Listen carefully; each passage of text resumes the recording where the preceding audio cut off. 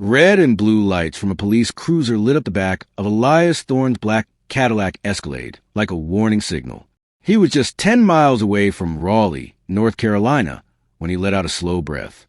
He already knew what was coming. He wasn't speeding, hadn't swerved, and all his documents were in order. But being a well-dressed black man in an expensive SUV driving through rural Wake County came with its own risks. 2 deputies stepped out of the car. The taller one, Deputy Miller, tapped a flashlight against his leg. The other, Deputy Kowalski, looked around the roadside like he was expecting trouble. License and registration, Miller said coldly, skipping any small talk. Dr. Thorne calmly handed over his papers. I'm heading to Raleigh. Business trip, he said. His voice was steady, his actions measured. Kowalski's eyes landed on a leather briefcase in the passenger seat.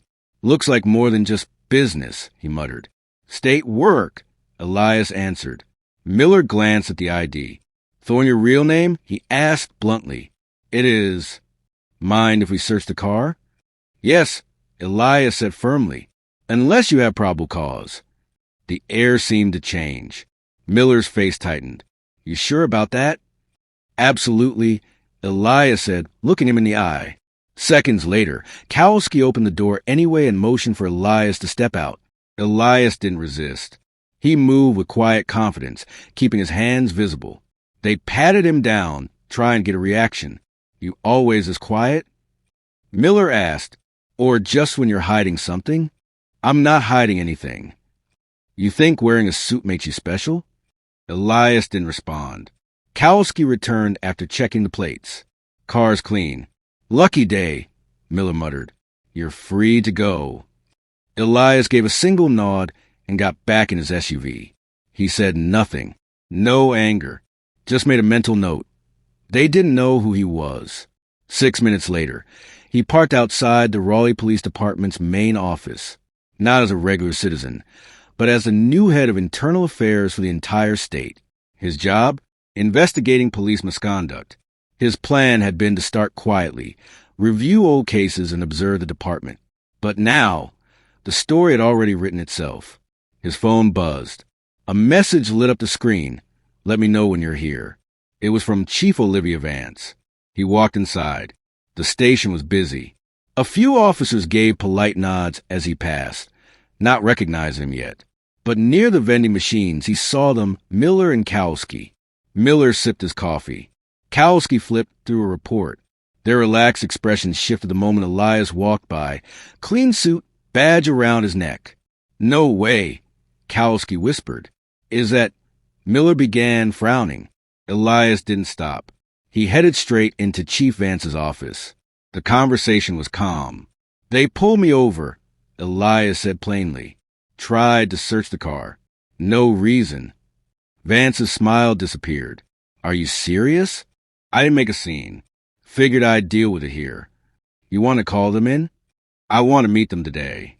No heads up. You sure? I don't need revenge, Elias replied. I just want them to see exactly who I am. Vance nodded. Give me an hour. In a plain conference room, Elias placed his badge and ID on the table and waited. 10 minutes later, the door opened. Chief Vance walked in first. Officers, please have a seat. Miller and Kowalski looked shocked. This is Dr. Elias Thorne. She began. He's not just from internal affairs. He leads a division. Silence filled the room. You gotta be kidding, Miller whispered. I don't joke, Elias said, calm and direct. Remember pulling me over tonight? Neither man answered. I wasn't going to report it. But when the person assigned to investigate you becomes your target, before even stepping into the building, that's a serious problem. Kowalski opened his mouth, but Elias cut him off. Don't. I've read the reports. 23 complaints in 6 months. Half of them with your names. Miller leaned forward. You fit a profile. Elias raised an eyebrow. You mean I was black and driving Cadillac? No, Miller said quickly. I mean, you just didn't look like you belonged, Miller said. That's exactly the problem, Elias replied, his voice sharpening. You decided I didn't fit in, so you acted like I was a threat. Chief Vance stayed quiet, letting Elias speak. You think I'm the only one this happened to? He continued. How many others stayed silent? How many didn't have a badge to protect them? You say you were doing your job. I say you were abusing your authority. Kowalski swallowed hard. We didn't know who you were. I know, Elias said. That's what makes this even more serious. Miller looked away. Vance finally stepped forward.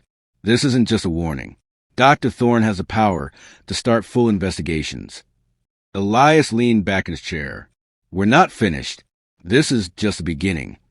The two deputies who once thought they could intimidate a stranger in the dark now sat face to face with the system they never imagined would challenge them.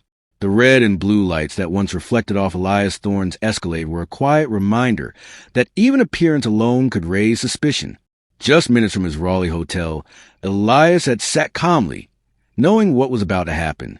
He wasn't speeding. His plates were clean.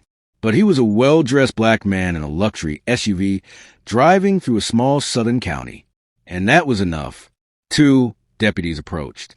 One tall and edgy, Deputy Miller. The other broader, watching closely, Deputy Kowalski. License and registration, Miller said bluntly, without any greeting. Elias handed them over slowly and carefully. Business trip. State work, he said. Kowalski glanced at the briefcase beside him. Looks pricey. It holds notes for meetings. I prefer you not search it. You're refusing a search? Miller asked. Unless there's a good legal reason, Elias replied. That didn't go over well. Moments later, Elias was out of the car, being searched. He didn't resist. He waited silently. Eventually, they let him go. You're free to go, Kowalski muttered. Elias said nothing. He didn't need to. His real response would come later. 6 minutes down the road, he parked. Not a hotel, but at the Raleigh Police Department. He had just been appointed as the head of internal affairs, the person responsible for investigating misconduct within the force. And before he had even stepped into his new job, two officers from the same department had profiled him. Chief Olivia Vance met him inside. Everything all right? Not exactly, Elias said. Two of your officers stopped me, harassed me, tried to search my car without cause. Her face changed. You want to file a complaint? No need. I'll handle it. Later, in a plain conference room, Miller and Kowalski sat across from him, still unaware they had stopped their new boss. You're being investigated, Elias told them. We'll look at body cam footage, reports on use of force, and every complaint with your name on it from the past year. Neither one spoke. This isn't personal, Elias added. It's about the system. You've had too much unchecked power for too long. That ends now. Is this revenge? Miller asked. No, Elias said. This is accountability. As they got up to leave, Kowalski asked, Are we suspended? Not yet, Elias said. But depending on what I find, you might wish you were. The next morning, Elias stood in front of the department. No speech. No shouting. Just calm, steady words. I know some of you don't want me here. That's fine. I'm not here to be liked. I'm here because this department has a pattern, and I experienced it myself before even walking through these doors. The room went still. I'm not here to end your careers, he continued. I'm here to make sure your badge actually means something again. Treat people with respect, or be ready to answer for it. He paused. Body cam footage from the last 60 days is being reviewed. If you've got nothing to hide, you've got nothing to worry about. Then he left, and the room stayed silent. But Elias's drive to create change didn't start in that room. It started years ago, in the back seat of a police cruiser. He had been walking home after a shift in Durham. The description was vague: black, tall, dark hoodie. That's all it took. Sirens, yelling, handcuffs. He still remembered the weight of a boot pressing into his back. An old woman watched from her porch and looked away. No apology, no reason. They let him go. He never told his mother, never told his friends. But he made himself a promise. Someone had to fix this. College gave him the tools. A professor once told him, if you want real change, don't yell from the outside. Get inside. Write the report. And that's what Elias did. He didn't join the police to save it. He joined to study it. to watch, to document, to speak up when it mattered. Now, at 35, he led the department that investigated wrongdoing. He made corrupt officers nervous and gave victims a voice. Back at his office, his inbox filled fast, tips, questions, even quiet thank you notes. Chief Vance dropped by. "Whatever you said this morning, it rattled them." Elias nodded. "Good. Let's see what shakes loose."